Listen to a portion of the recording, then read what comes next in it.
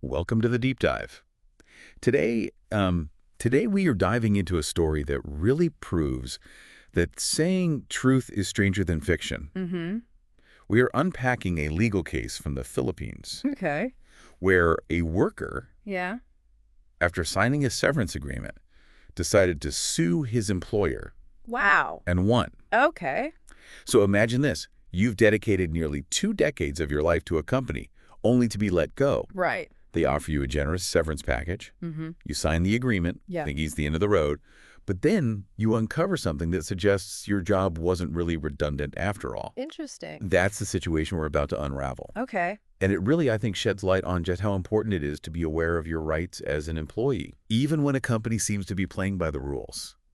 We've got our hands on the actual court documents from this case, Wow. a decision made by the highest court in the Philippines, no less. Oh, wow. And luckily, we have our expert speaker here to break it all down for us. So who's at the heart of this case and what's their story? So the case involves Bernilo Aguilera, who was employed by Coca-Cola FEMSA Philippines, Inc. We'll call them CCFPI for short. Okay. Aguilera had been with the company for 18 years working on the maintenance of those iconic Coca-Cola coolers you see everywhere. 18 years is a long time. Yeah. To be let go after that kind of dedication. Right. What reason did CCFPI give for letting him go? So they claimed his position was being made redundant.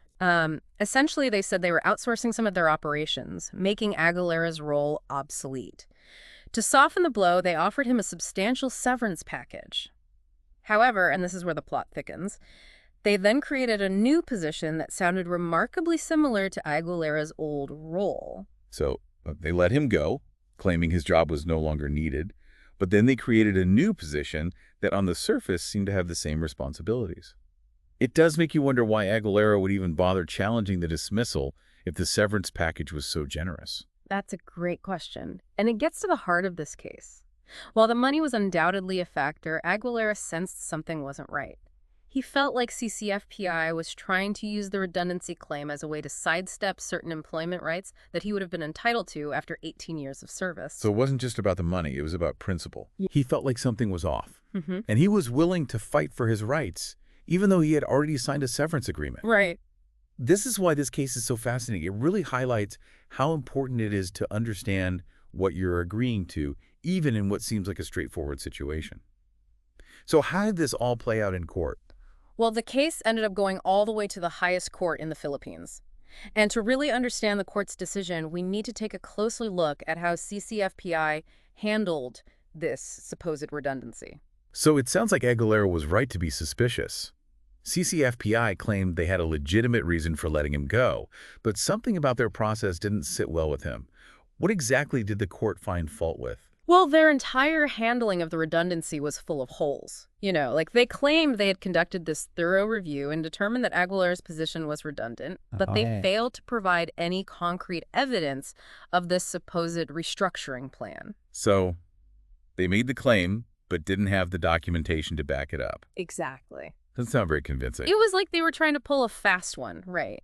And remember that new position they created, the one that seemed suspiciously similar to Aguilera's old role? Right. CCFPI argued that it wasn't the same, that they had changed the responsibilities, but the court saw right through it. Okay, so what were the specifics there? How did they try to differentiate the two roles? Well, they presented job descriptions in court, side by side, hoping to demonstrate that this new position was distinct from Aguilera's previous role.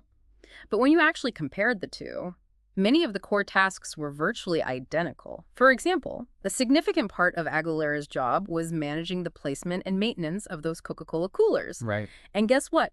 The new position had the exact same responsibility, managing the coolers. So it sounds like they just slapped a new title on the same job description. Did the court buy that argument? Not at all. The court saw it for what it was.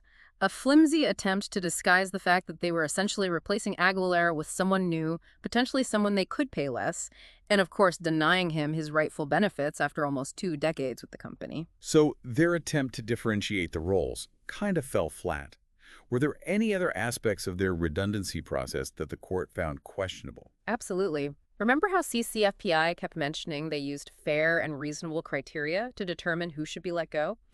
Well, in court, they tried to use an IQ test that Aguilera had taken as evidence of his supposed lack of suitability for the new role. They tried to use an IQ test. That seems like a stretch, trying to link an IQ test to job performance in this situation. Exactly. It's like they were grasping at straws, trying to find anything to justify their decision, especially considering they hadn't even mentioned this IQ test until the appeals process. It does make you wonder what their real motivation was. Right. And here's the kicker. A few months before this whole redundancy issue arose, they'd actually given Aguilera a merit increase. So they acknowledged his performance with a raise, then a few months later decided his position was no longer necessary. Yeah. Talk about mixed messages. Yeah. The inconsistencies just kept piling up, and it became clear that their argument really lacked a solid foundation. It seemed like they were more interested in pushing Aguilera out the door than in following a fair and transparent redundancy process. And this is where that initial severance agreement comes back into play, right? Yes. Even though Aguilera had signed it, the fact that CCFPI's actions were deemed, let's just say, questionable by the court had a direct impact on the validity of that agreement. Precisely. And this is a critical point, I think, for your listeners to understand. So even though Aguilera signed a severance agreement, the fact that CCFPI's actions were found to be questionable put the validity of that agreement into question. That's a pretty significant point. Yeah. What happened as a result of that ruling? Did Aguilera get his job back?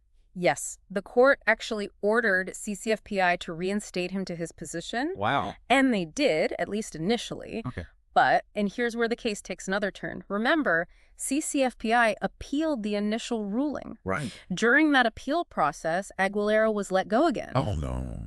By the time the case reached the highest court and ruled in Aguilera's favor, he was no longer in the position. Wow, what a roller coaster ride for Aguilera. So even though he won the case, it sounds like he went through a lot.